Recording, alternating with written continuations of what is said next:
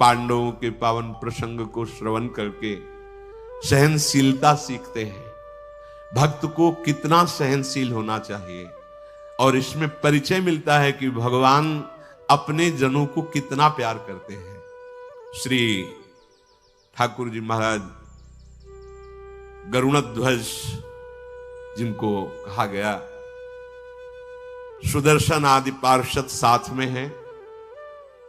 जब ये ऋषियों को पता चला कि प्रभु हस्तिनापुर जा रहे हैं संधि कराने, तो देवर्षि नारद जी, अंगिरा जी, दुर्वासा जी, बड़े बड़े ऋषि जन भगवान के दर्शन करने मार्ग में ही आए। भगवान रथ से उतरकर ऋषियों को प्रणाम कर रहे हैं, ऋषि भगवान को प्रणाम कर रहे हैं। संध्या समय हो गया था। वृकस्थली नाम का एक स्थान है, वहां भगवान रुके। ऋषि महात्मा जन सब साथ पूरी रात्र दिव्य शास्त्रों की, ज्ञान की, सिद्धांत की चर्चा होती रही। जब इधर धृतराष्ट्र जी को पता चला कि भगवान मार्ग में रुके हुए हैं, तो दुर्योधन, कर्ण, दुशासन, इन सब ने सोचा कि हम विविध प्रकार के रत्न और विविध प्रकार की भोग सामग्री देकर श्री कृष्ण को अपने पक्ष में कर लेंगे। विदुर जी महाराज को जब इनका ये आंतरिक विचार पता चला, तो महाराज धृतराष्ट्र के समीप गए। यद्यपि वो इस समय बिल्कुल अलग रहते हैं विदुर जी, क्योंकि जिस दिन से इनको पता चला था कि ये पांडवों के विरोध में है, धर्म विरुद्ध आचरण में सहयोग है धृतराष्ट्र का भी, तो सभा में भी कम आते थे और कुछ भी नहीं लेते थे राज परिवार से। बहुत ही अकिंचन भाव से विदुर जी रह रहे थे। जब उनको पता चला कि भगवान आ रहे हैं और इन लोगों के अंदर की भावना ऐसी है, एक बार चलकर समझाना चाहिए। विदुर जी महाराज धृतराष्ट्र के पास गए और कहा, हमने सुना है आप लोगों के विचार कि आप बहुत से रत्न और संपत्ति देकर श्री कृष्ण को अपने पक्ष में करना चाहते हैं। महाराज, धन की क्या बात है, महाबाहु श्री कृष्ण को अपने पक्ष में लाने के लिए केवल भक्ति चाहिए। आप सोच रहे हैं रत्न आदि विविध प्रकार की भोग सामग्री देकर श्री कृष्ण को अपने पक्ष में कर लेंगे? ध्यान दीजिए, धर्म का अवतार है विदुर जी।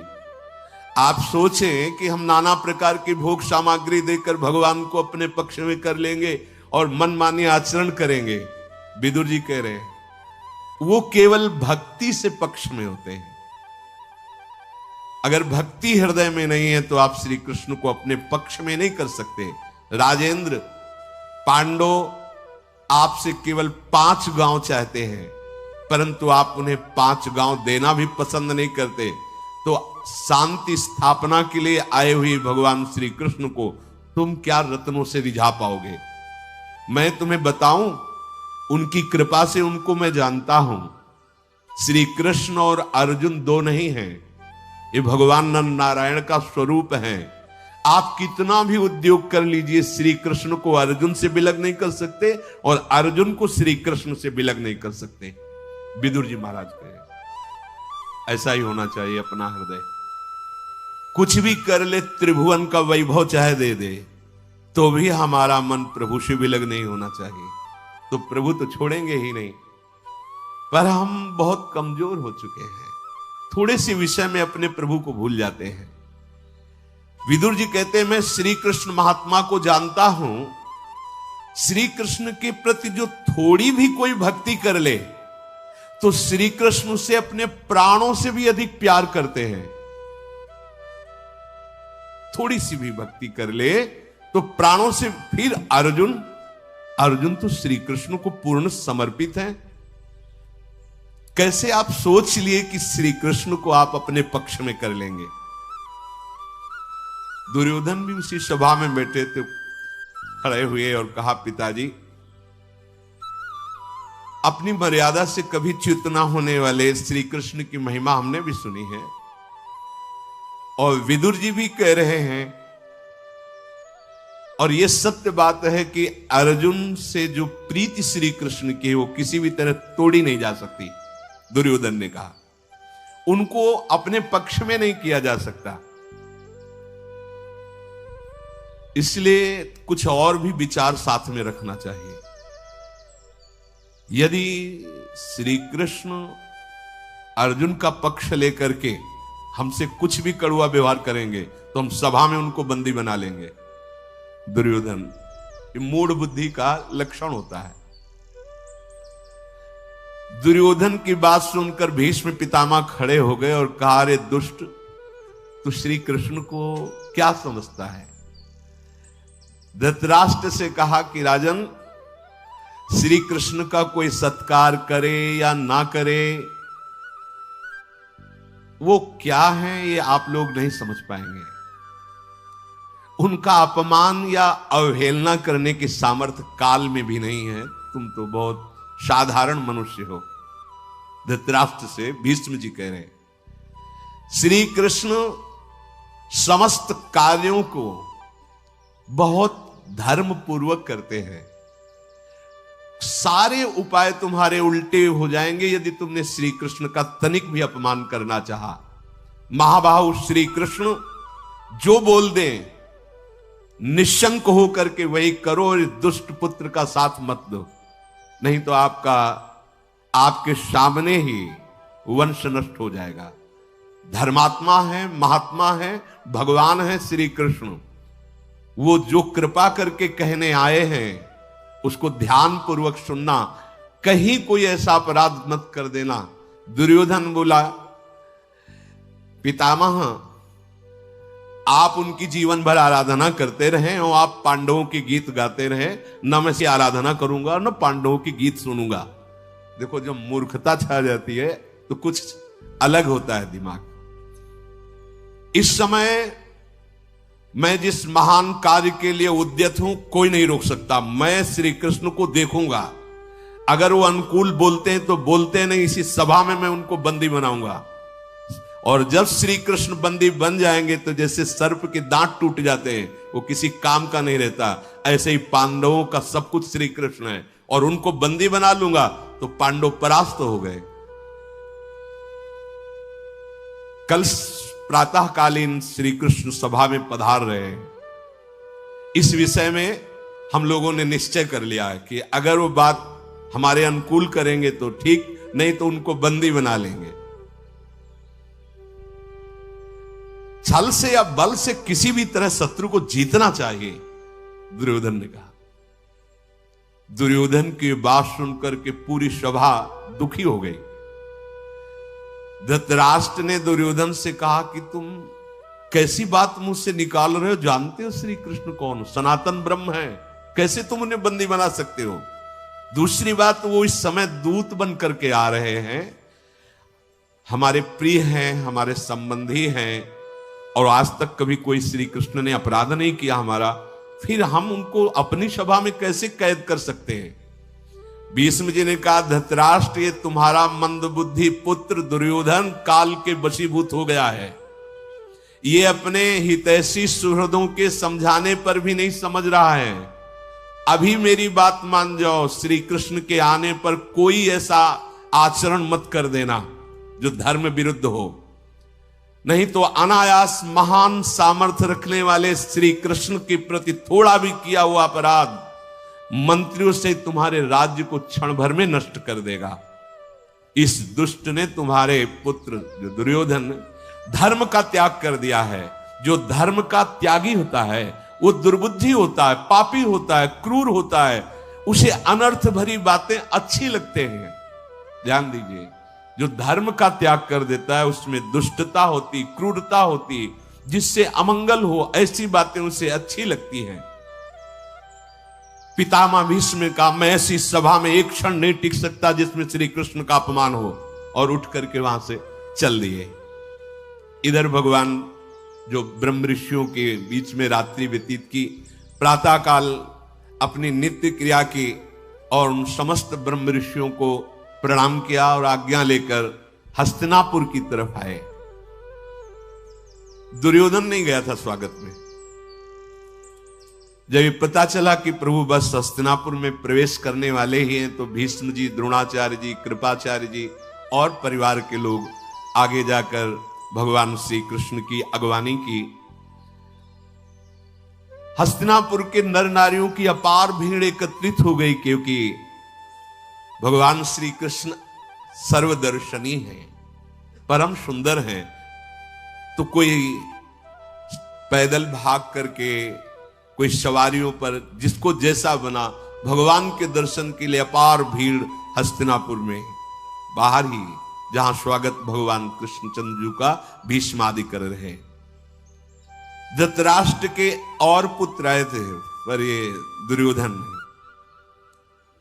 बड़ा स्वागत किया प्रभु श्री कृष्ण का। हस्तिनापुर में ले गए।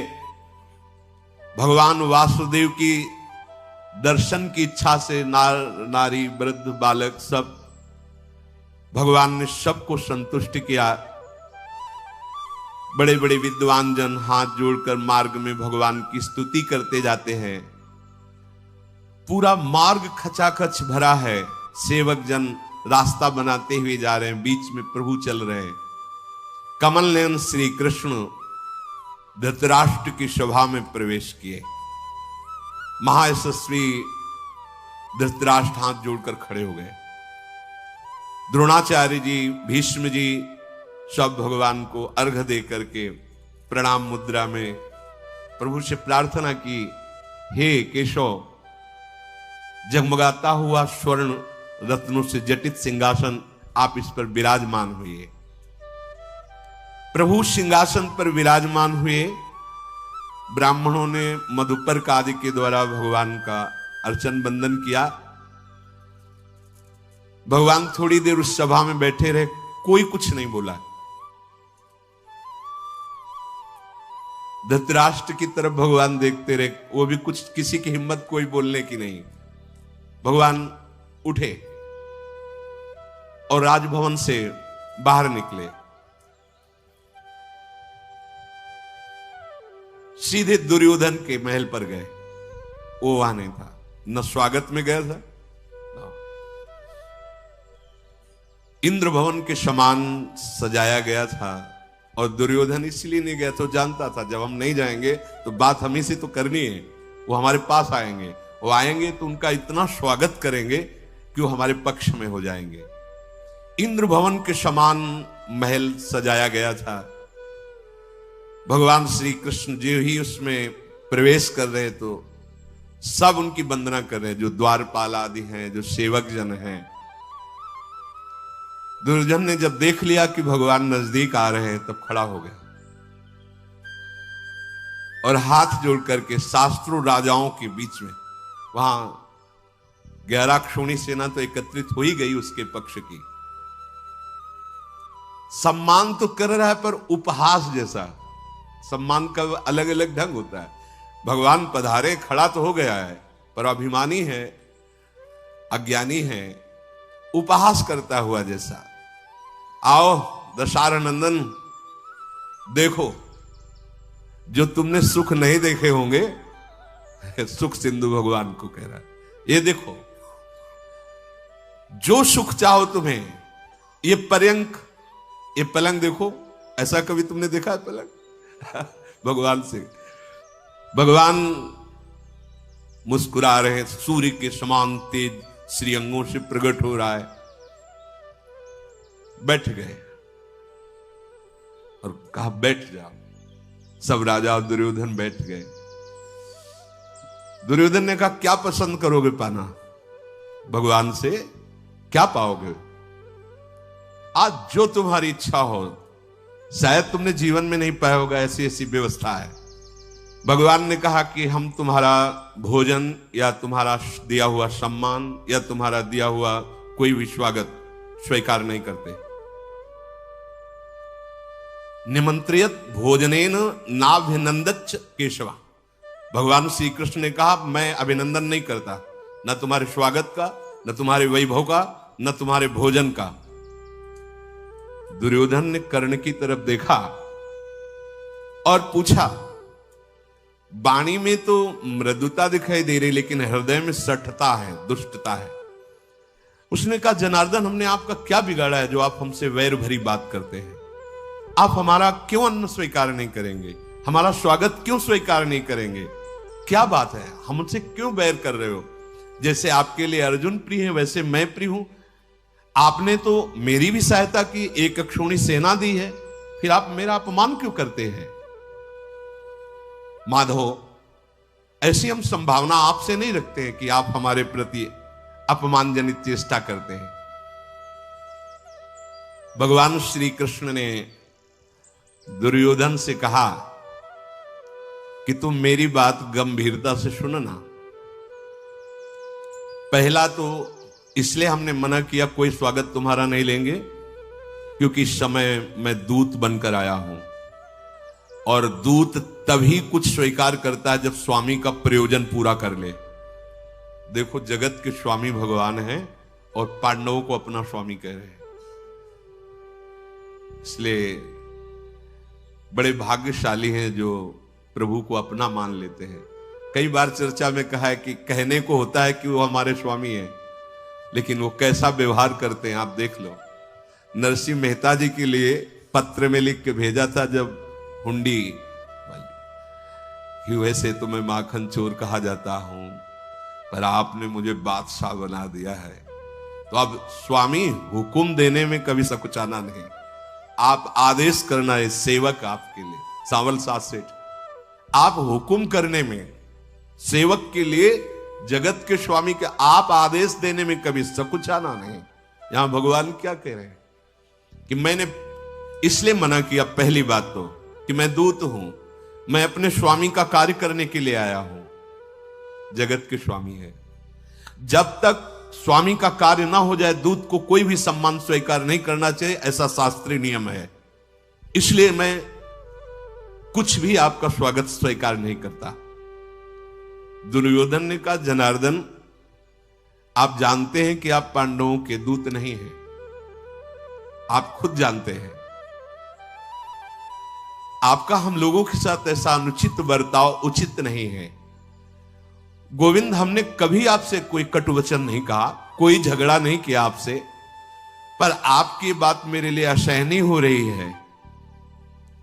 भगवान ने कहा, सुनो, काम से, क्रोध से, द्वेष से, स्वार्थवश, बहानेबाजी या लोभ से किसी भी तरह अधर्म का जो आचरण करता है, मैं उसे स्वीकार नहीं करता। भगवान के वचन ध्यान दीजिए। काम से, क्रोध से, द्वेष से, स्वार्थवश, बहानेबाजी, लोभ से किसी भी प्रकार जो धर्म का त्याग कर देता है, अधर्म का आश्रय लेता है, हम कभी उसका कुछ स्वीकार नहीं करते। कल यही चर्चा की थी कि ये मत सोच लेना कि सोने का छत्र चढ़ा देंगे, ये कर देंगे। भगवान क्या कह रहे हैं?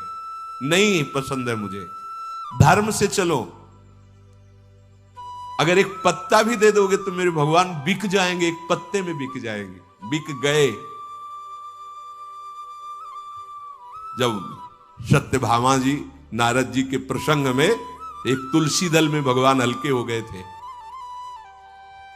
बहुत करुणामय प्रभु है। फिर सुन लो, काम से, क्रोध से, द्वेष से, स्वार्थवश, बहानेबाजी, लोभ से किसी भी प्रकार जो धर्म का त्याग करता है, मैं उसका कुछ भी स्वीकार नहीं करता।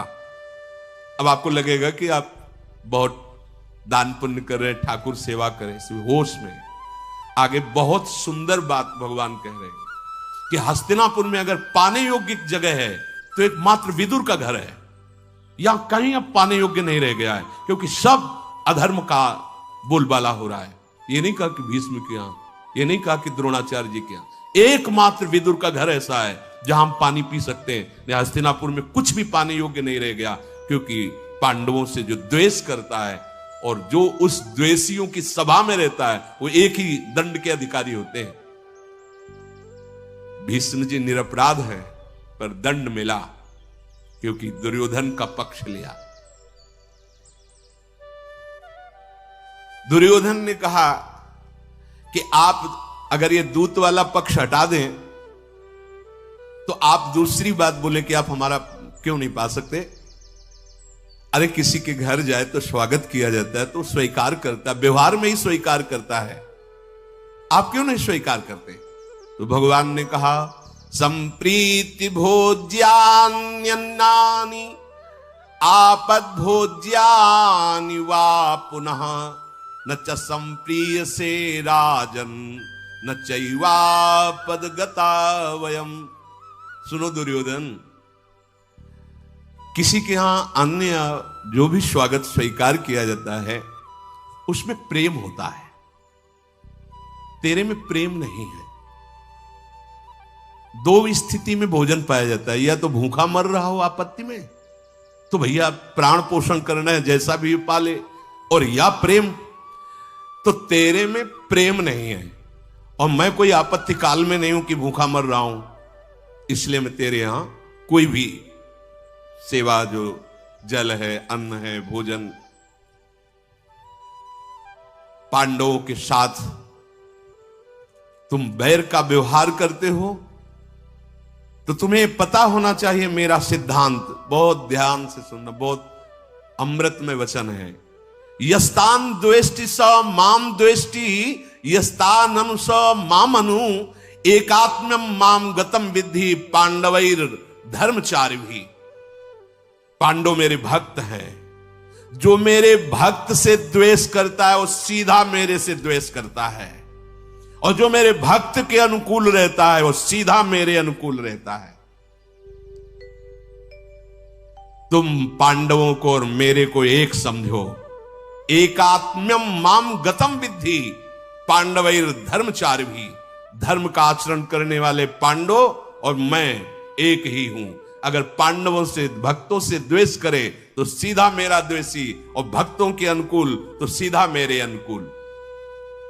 काम क्रोधान वर्ती ही यो मोहाद विरु रुत्सति गुणवंतम च यो द्वेष्टि तमाहु पुरुषाधम। भगवान कह रहे हैं दुर्योधन से, अय पुरुषाधम, तुम पांडव बाल्यावस्था से लेकर अभी तक उनके विनाश के लिए ही सोचते रहे हो। काम से या क्रोध से या मोहवश जो कोई मेरे भक्त का विरोध करता है वो पुरुषाधम मेरे द्वारा दंडनीय होता है, मैं उसे दंड देता हूं। राम रोष पावक सो जरई, जो अपराध भक्त कर करे। द्विषदन्नम न भोक्तव्यम द्विषंतम न विभोजयेत पांडवान द्विषसे राजन मम प्राणा ही पांडवाः। ओहो, जो मेरे भक्त से द्वेष रखता है उसका मैं कभी अन्न खा सकूं?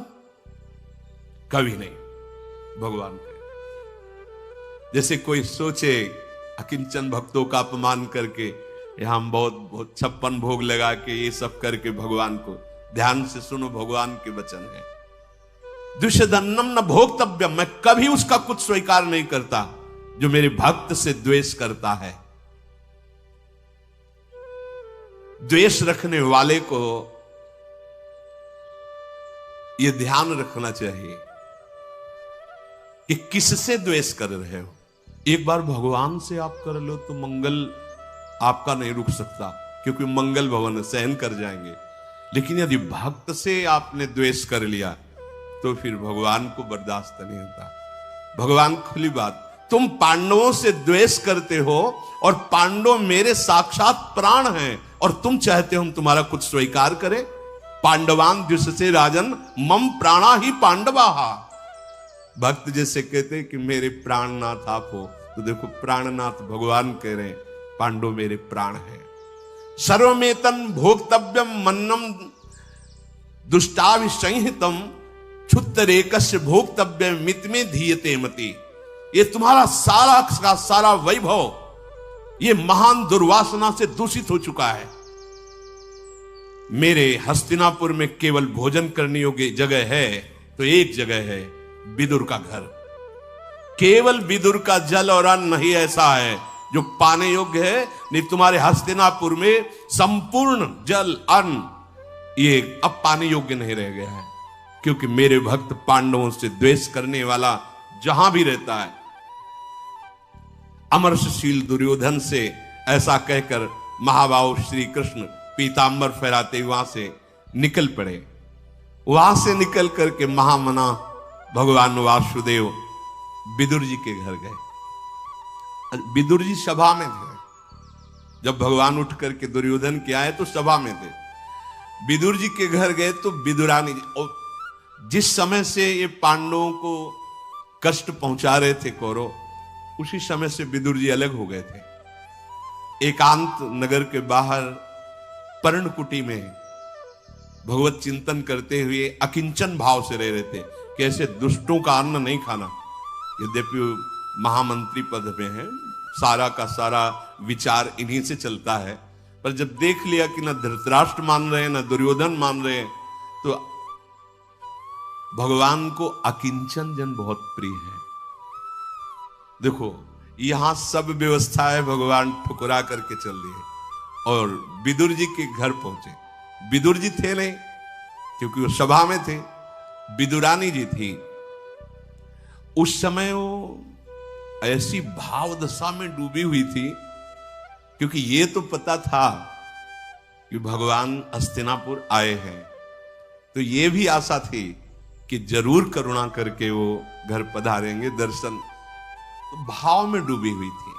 जो प्रेमी उपासक होता है वो स्थूल सूक्ष्म कारण तीनों शरीरों के राग से रहित होता है। दिखाई जरूर देता है, जैसे ब्रह्मबोध संपन्न महापुरुष भी चलता फिरता खाता पीता दिखाई देता है, पर वो कुछ नहीं करता। प्रेमी उपासक दिखाई जरूर देता है स्थूल शरीर में, पर होता नहीं है।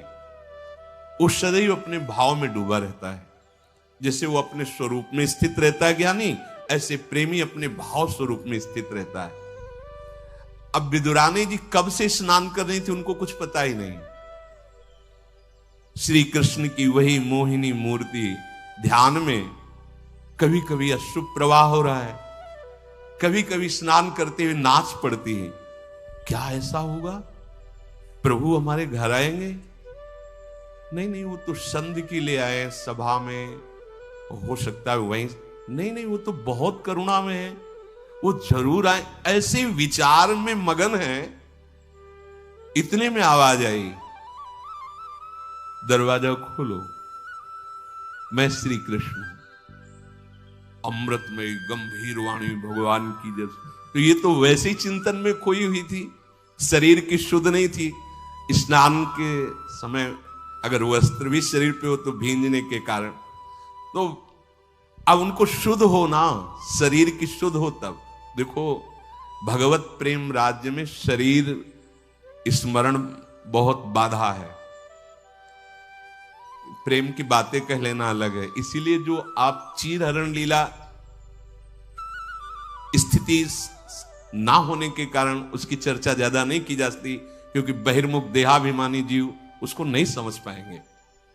जैसे एक संन्यास मार्ग में, परमहंस मार्ग में चलने के लिए एकदम निर्वस्त्र करके गंगा में खड़ा किया जाता है और पूछा जाता है तुम्हारा कौन है? एक नारायण के सिवा, आत्मस्वरूप गुरुदेव के सिवा। बड़ा भाव प्रसंग। ऐसे ही भगवान ने रास में तब प्रवेश दिया, ये सब प्रमाणित कर दिया कि गोपी किस कोटि की परमहंस है, जहां देह भाव का बिल्कुल पूर्ण विस्मरण है। स्थिति यही है। विदुरानी जी की भी यही स्थिति। उनको ये शुद्ध नहीं कि मैं एकांत में स्नान कर रही थी। श्री कृष्ण में इतनी तन्मय है कि जो ही आवाज भगवान ने दी, कौन? श्री कृष्ण। वैसे ही भाव में डूबी हुई थी।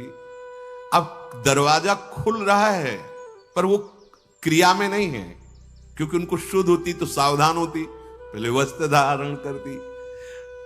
दरवाजा, मेरे श्री कृष्ण आए।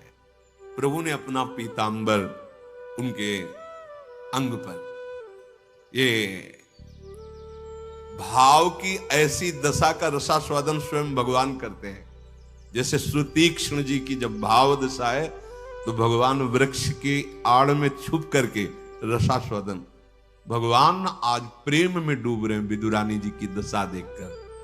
नहात ही विदुर नारी अंगन पखारी करी, आई गए द्वार कृष्ण बोली के सुनायो है। सुनत ही स्वर सुधिदार ले निदरी मानो, राख्यो मद भरी दौरी आन के चितायो है। डारी दियो पीत पट कटि लपटाए लियो, हियो सकुचायो बेश बेग ही बनायो है। बैठी ढिग आई केरा छीली छील का खवाई, आयो पति खीजो दुख कोटि गुनो पायो है। भगवान स्वयं अपना पीतांबर विदुरानी जी की सेवा, कैसी अद्भुत दशा है। यह है नाम का प्रभाव। एकांत में विदुरानी जी नाम जप करना और प्रभु के चिंतन में रहना, ये दो चिंतन का तात्पर्य रूप से भी है, प्रभु की कैसी मुस्कान, कैसी चाल, और नाम जप, इससे बहुत ऊंची स्थिति प्राप्त होती है। ये अन्य साधनों के फेड़ में मत पड़ो। यह कलिकाल मलायतन मन कर देख विचार, श्री रघुनाथ नाम बिन नाहिन आन आधार। समय बर्बाद मत करो। कोई साधन की सामर्थ्य नहीं है कि वहां तक पहुंचा सके जहां नाम पहुंचाता है। नाम, विदुरानी जी कृष्ण कृष्ण कृष्ण कृष्ण और रूप चिंतन, तो ऐसी स्थिति कि भगवान अपना पीतांबर उनके तन, उनको तन की शुद्ध नहीं। यही है जीवन की परम लाभ वृत्ति कि पांचवें भूले देह शुद्धि। ये देह शुद्धि ही अभी नहीं भुला पा रहे हैं हम, और प्रेम की बातें बहुत बात अलग हो गई। इतना नाम में डूबना है कि हम कई बार सत्संग कहते हैं 1 मिनट के लिए 24 घंटे में तो भूल जाओ शरीर। 24 घंटे में 1 मिनट के लिए जागृत में, सोने में तो सब, सुषुप्ति में तो सब भूले हुए हैं। जागृत अवस्था ऐसी लाओ कि कम से कम 1 मिनट 60 सेकंड आपको शुद्ध नहीं रहा कि आप कौन हैं, कहां हैं, क्या है। मात्र केवल आराध्य देव, फिर पता चलेगा आगे का प्रेम सुख क्या है। थे बचन मिथुन मुख निसरत, सुन सुन देह दशा किंतु। विदुरानी जी की बहुत ऊंची दशा है प्रेम की, शरीर की शुद्ध नहीं। भगवान पीतांबर, जब भगवान पीतांबर ऐसे, तब उनको थोड़ा सा होश आया कि अरे, फिर जाकर वस्त्र संभाल पर फिर होश ले। प्रभु स्वयं बैठे, प्रभु कोई आसन नहीं दिया विदुरानी जी ने, होश ही नहीं है। प्रभु विदुरानी जी को पास बैठा, अभी भगवान कह के आ रहे हैं कि दुर्योधन की कोई भी वस्तु स्वीकार। अब भगवान को बहुत भूख लग रही है। भगवान अमना है, भगवान के मन नहीं है। हमारा मन ही भगवान का मन बनता है, जाके ध्यान रखना। अगर हमारे मन में प्रेम है तो भगवान को भूख लग जाएगी, भगवान को प्यास लग जाएगी। अगर प्रेम नहीं है तो भगवान सच्चिदानंदमय है, अमना है, पूर्ण काम है, आप्त काम है, आत्मस्वरूप है। उनको किसी वस्तु, व्यक्ति, पदार्थ की बिल्कुल आवश्यकता नहीं। भक्त का भाव भगवान में भूख पैदा कर देता है। भक्त का भाव भगवान की भगवत्ता का विस्मरण कराकर अधीन कर देता है। भगवान ने विदुरानी जी से कहा भूख लगी है, कुछ पवाओ। और वो जैसे कोई बहुत नशे में हो, ऐसे प्रेम आसोपान किए हुए पवाना, भूख लगी, वो केले रखे हैं, वो लाओ केले। यंत्रवत उठती है विदुरानी जी, केले ला रहे, पवाना है, गूदा ऐसे फेंक रही, छिलका फुआ। विदुर जी को सूचना मिली थी कि दुर्योधन के घर से भगवान आपके घर गए। भागते हुए विदुर जी आए और यहां जो दृश्य देखा तो बहुत दुखी हो गए। पास में बैठे हुए प्रभु के छिलका पवारे और गूदा फेंक रहे। बैठी ढिग आई केरा, छील छीलका खवाई, आयो पति खीजयो दुख कोटि गुणों पायो। विदुर जी को बड़ा दुख हुआ कि अरे प्रभु मेरे घर आए और ये बावरी छिलका पवा रही प्रभु को, और ऐसे गुदा। विदुर जी हाथ से केला ले लिए और कहा इतने शुद्ध नहीं तुम्हें, प्रभु को तुमने छिलका पवाया। प्रेम को विचार आप लागे फल सार देन, चैन पायो हियो नारी बड़ी दुखदाई है। बोले रिझ श्याम तुम कीनो बड़ो काम, ऐ पे स्वाद अभिराम वैसी वस्तु में न पाई है। बावरी प्रभु को छिलका पाए, छीन ले और अब छिलका फेंक रहे हैं, और जो गिरी है गुदा पवार है। भगवान कह रहे कि हाँ विचार पूर्वक कर रहे हो, बहुत उत्तम कार्य कर रहे हो, पर ऐपे स्वाद अभिराम वैसी वस्तु में न पाए। विदुर जी जो छिलकों में स्वाद आ रहा था वो गूदे पे स्वाद नहीं यार। बात समझो, भगवान को प्रेम चाहिए, प्रेम सच्ची। जितना बखान करके भगवान सबरी के बेर पाए, सुदामा जी के तंदुल पाए, और यहां विदुरानी जी के, ऐसा भगवान को कोई भोग प्रसन्न नहीं कर पाया। क्यों? प्रेम, अत्यंत दैन्य भाव, अपने में अकिंचन दैन्यता का भाव, और प्रभु के प्रति इतना गाढ़ अपनापन कि शरीर की शुद्ध भी नहीं। बस यही सबरी जी की दशा थी। पहले तो सोचा था प्रभु आएंगे तो अर्घ पाद्य अर्पित करेंगे, ऐसा करेंगे, ऐसा। जब प्रभु आए तो शुद्ध ही नहीं है, क्या करना चाहिए क्या नहीं करना चाहिए। प्रभु ने विदुर जी से कहा कि काका जी आपने बहुत विवेक से कार्य किया कि छिलका फेंका और गूदा उसका सार पवाया, पर जैसा विदुरानी जी के छिलके में स्वाद था, अब वो स्वाद आपके फल में नहीं है।